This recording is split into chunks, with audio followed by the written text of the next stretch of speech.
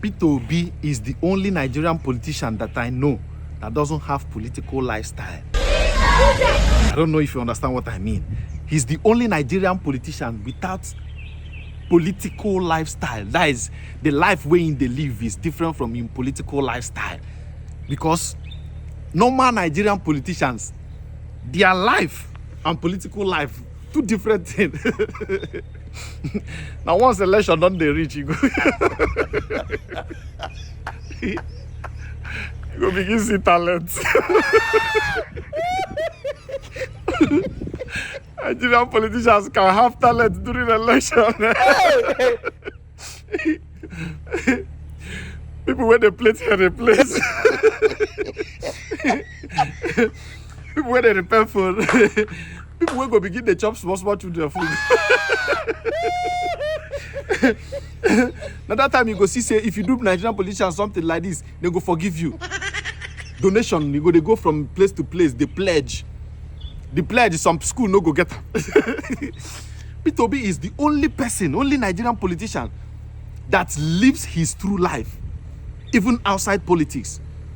Since when this election finished, even before election started, before they do 2023 election, where Peter Obi they go school to school, they donate, they talk say now because of election. During election, they do the same thing. They talk say election day on. After election, they give school, still they donate. They take say in the camouflage because say they no declare a winner. Till today, Peter Obi still they go, they deliver. See testimonies from school where how he handed over school from in Anambra State. All the houses had leaking roofs. But by the grace of God, at God's own time, he sent this our brother, Mr. Peter Gregory Obi, to be the governor of Anambra State. We cried to him and told him the society is being destroyed. We were producing anybody and anything except what we should produce. I cannot use this my mouth with which I consecrate our Lord to say what we were producing. But they know it was regrettable.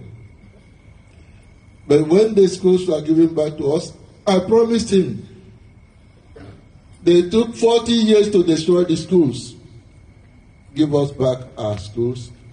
I give you 3 years. By the grace of God, we shall turn things around.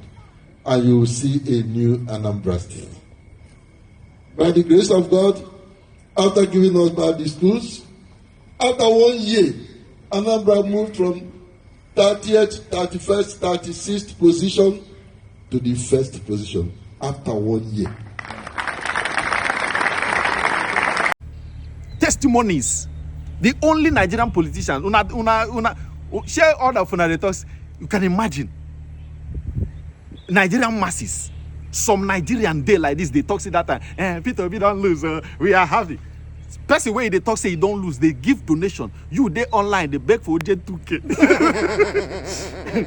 We know they use our sense. Now everybody is crying. All of now everybody they cry. Peter we follow you they cry. You don't follow you they cry. Don't born, give birth, get money. They help others. You they find your career. They find your future. He's the only Nigerian politician. Only Nigerian politician where they live in life, in private life and in political life, almost the same. Nothing called camouflage. He's not politicking. If he give, he gives. Anytime he gives, he gives. All other one now, you see them disappear in the political space. They don't disappear. 2026 now. Ooh. Everybody gonna greeting. Another time you go see say they are friendly. The ones we go do usher go begin to do usher for church. See all the things where people do before, he still they do them now. He has a life. No one gets sense.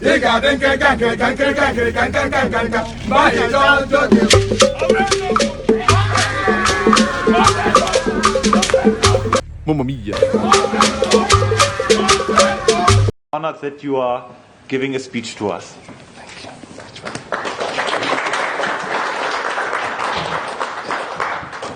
Thank you, Mr. President. Thank you, MEPs. Well, I don't know. First, let me most sincerely show my gratitude and thank you for opportunity of being part of your section. It was a very good listening how discussions go on. The first question people wonder is, why am I here? I'm just here to be able to start a conversation because I found out that the European Union, or most countries of Europe and the Western world, actually have little knowledge about Nigeria and Africa in general.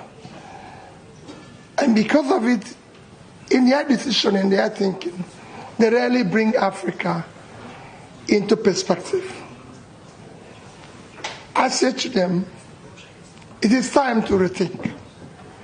Africa today is the last frontier of global development. It's the second biggest continent in terms of size in the world, the second biggest continent in terms of population. It's a continent that has the highest amount of natural resources. It's a continent that has vast uncultivated land, a continent with young population. 60% of African population today is young. But then it's a continent of mass poverty. Today, Europe, if I take Nigeria for example, Nigeria in terms of population is 50% of European Union population. You are about 450 million. We are over 240 million. So we over have 50% of your population.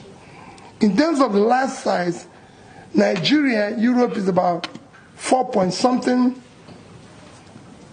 million square kilometers. Nigeria is about a quarter of that. Just Nigeria. But when you come to in terms of wealth, while Europe have a per capita of over $40,000, Nigeria, which is over 50% of your population, our per capita is below about 2.5% of that of Europe. So you could see the potential, with all the resources, the potential for growth. The nearest continent to Africa, to Nigeria, is Europe. So if Africa today turns around, the biggest beneficiary will be Europe. If it collapses, the consequence will affect you more. And I believe that we have so many commonalities that we can work together and everything. And what is the problem of Africa? The problem of Africa remains leadership. To have a political leadership that is competent, that have the capacity, compassion, commitment, and character to be able to deal with issues of corruption, law and order, focus on investing in critical areas of development, which is health, education, and pulling people out of poverty. It was discussed here that we have issue of killings, which again, people can say is genocide, people can say is Muslims versus Christians and everything. Are they killings? Are they criminality? Are they kidnapping? Yes. But we have to look at the issues that are driving this. When you have a huge population, for example, Nigeria have over 100 million people living in multidimensional poverty. You have millions of out-of-school children, or those who didn't go to school at all.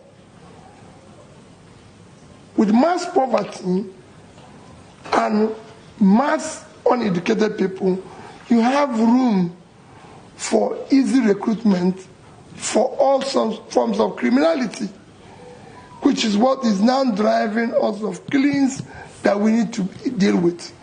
And now we're moving around, I'm moving around and saying, we need support. We need you to help us to overcome this and be able to create a clear developing environment that will also benefit you, because it's a huge market for you. It's a huge advantage in terms of resources and everything if Africa, especially Nigeria, is doing well. It's the most populous country in Africa.